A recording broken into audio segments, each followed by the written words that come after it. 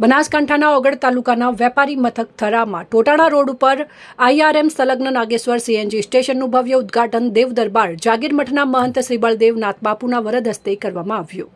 સુખદેવસિંહ સોઢાનું નવું સાહસ. Nayara petrol pump, Rajveer plant, Rajveer quarry અને કસરા સ્થિત સોલાર પાવર પ્લાન્ટના માલિક સુખદેવસિંહ સોઢાએ સોનામાં સુગંધ ભળે તેવું નવું સાહસ ખેડતા થરા ખાતે નાગેશ્વર CNG સ્ટેશન શરૂ કર્યું છે.